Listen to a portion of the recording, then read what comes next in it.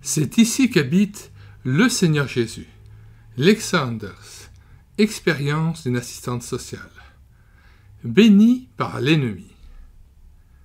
C'était tout de suite après la capitulation, lorsque notre pays, l'Allemagne, était occupé par les troupes alliées. On nous ravitaillait, nous n'avions pas à nous plaindre, et nous étions, dans notre hôpital, au milieu de la lande, sous la protection des régiments de chars anglais qui barraient tout le secteur. Le certificat exempted from curfew, exempté du couvre-feu, très convoité, n'était accordé que dans des cas d'urgence. J'avais obtenu ce précieux laissez-passer d'un officier anglais pour raison de service. Comme je plaignais les autres qui ne pouvaient quitter l'hôpital, nous aurions tellement aimé aller ensemble un dimanche écouter la parole de Dieu. Un Français que nous soignions à l'hôpital a proposé sa médiation et a prié l'officier anglais compétent de nous autoriser à participer ensemble le dimanche au culte à Schneverdingen, à nos risques et périls. Nous nous sommes mis en route à 5 et avons vécu un culte riche de bénédictions. Tout se passa sans le moindre incident et le déjeuner en commun au presbytère de Schneverdingen fut pour nous une fête toute spéciale. Cela nous faisait tant de bien de pouvoir de nouveau jouir de la communion des frères et sœurs. Le dimanche suivant, nous sommes repartis, cette fois-ci à 6. Nous avions déjà marché 2 heures à travers la lande sans rencontrer un chat. On nous avait mis en garde contre la racaille qui rôdait dans la région et contre des prisonniers qui avaient réussi à s'échapper. Mais de tous ces gens qui infestaient les parages, nous n'avions pas vu la moindre trace. Toutes joyeuses, nous continuions à traverser la lande à la file indienne. Et voilà que, tout à coup, surgissent devant nous 3 cavaliers, la baïonnette au canon. On aurait dit qu'ils étaient sortis de terre et nous barraient le chemin. Ils nous ont vraiment fait peur, et plusieurs d'entre nous tremblaient de tous leurs membres. Pourtant, rien ne pouvait nous arriver, car nous avions notre laissez-passer. Vite, nous l'avons sorti et nous l'avons montré aux cavaliers. Nous pouvions assez bien nous faire comprendre.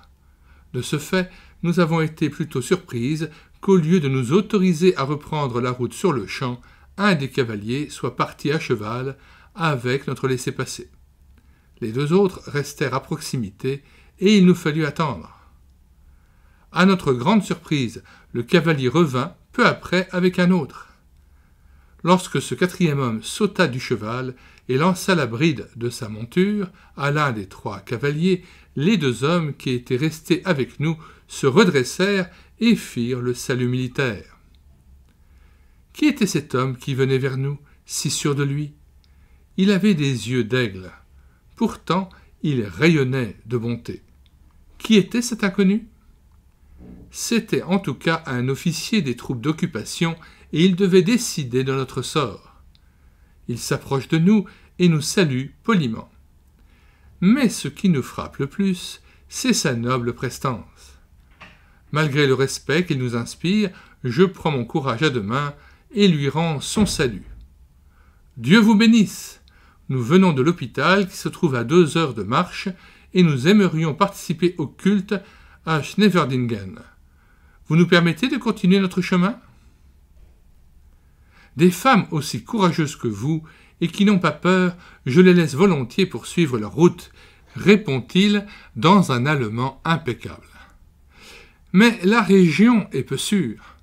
Pas mal de racailles rôdent par ici. Aussi les soldats vous accompagneront-ils jusqu'au village? Qui êtes-vous? Lui ai-je demandé d'un air étonné. Pourquoi êtes-vous si bon pour nous? Un sourire erre un instant sur les lèvres de l'officier, mais il ne répond pas à ma question. Mon cœur est rempli de gratitude et je voudrais faire un plaisir à cet homme. Avant de me rendre moi-même compte de ce que je fais, je demande à l'officier. Vous permettez que j'invoque la bénédiction de Dieu sur vous? L'officier hoche la tête avec sérieux et me contemple d'un regard plein de bonté. Je joins les mains. Ce que les autres pensent de moi m'est tout à fait indifférent. Je vois vaguement que mes compagnes joignent également les mains et que même les soldats le font sur leur cheval. L'officier étranger se découvre. De l'abondance du cœur, je rends grâce à Dieu pour cette rencontre. Je le remercie d'avoir fait que les Anglais ne nous traitent pas en ennemis, mais en amis.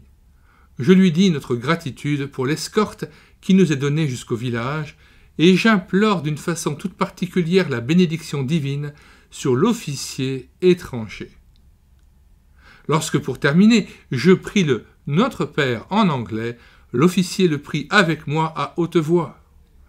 Arrivé à la dernière phrase, « For thine is the kingdom and the power and the glory forever and ever » À toi soit le royaume, la puissance et la gloire, à tout jamais, pour les siècles des siècles.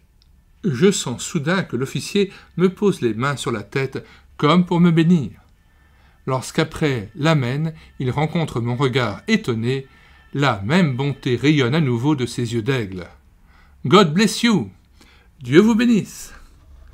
Jamais je n'oublierai ses yeux et la main bénissante de cet étranger, d'un ennemi, sur ma tête. Ensuite, l'officier nous serre la main, à chacune à tour de rôle, et fait signe aux cavaliers de nous conduire au village. Lui-même s'éloigne sur son cheval, sans se retourner une seule fois, traverse la lande et disparaît au loin parmi un groupement de véhicules. Sans nous en rendre compte, nous avions passé près d'un camp militaire anglais. Lorsque, des semaines plus tard, j'eus de nouveau pour la première fois un journal entre les mains, je tombai sur la photo de l'officier étranger, aux traits prononcés, qui était venu à notre rencontre dans la lande lorsque nous étions en route pour assister au culte à Schneverdingen. En tête de l'article correspondant à la photo, on pouvait lire en grosses lettres « Le quartier général de Montgomery dans la lande de Lunebourg ». L'ennemi qui m'avait béni en m'imposant les mains n'était autre que lui-même, le célèbre général Montgomery. Nous mettons, comme à l'ordinaire, dans les commentaires de cette vidéo, le lien de téléchargement gratuit de cet ouvrage, ainsi que d'autres ouvrages de Lex Sanders que nous vous recommanderons et que nous avons lus en audiobook. Nous vous mettons aussi le lien de téléchargement gratuit de plusieurs ouvrages de Wilhelm Busch que nous avons réédités. Il s'agit d'un pasteur allemand dont nous avons réédité les prédications. Ces mêmes ouvrages de Wilhelm Busch ont été entièrement, intégralement lus en audiobook sur notre chaîne YouTube à l'écouter sa parole. Si vous voulez profiter des 1500 ouvrages chrétiens dont nous avons assuré la réédition numérique gratuite sur notre site internet médiathèquechrétienne.fr, alors n'hésitez plus, sur la barre de recherche Google, vous écrivez médiathèquechrétienne.fr, tout attaché d'un seul tenant et sans accent. Arrivez sur le site, vous cliquez sur « Livre à télécharger », puis vous faites une recherche par ordre alphabétique d'auteur. Une fois trouvé l'auteur et l'ouvrage concerné, vous cliquez sur « Lire, écouter, télécharger », puis vous cliquez sur l'onglet « Télécharger le PDF » et l'ouvrage est à vous en quelques instants, gratuitement, immédiatement et sans que vous ayez même à vous inscrire sur le site médiathèquechrétienne.fr.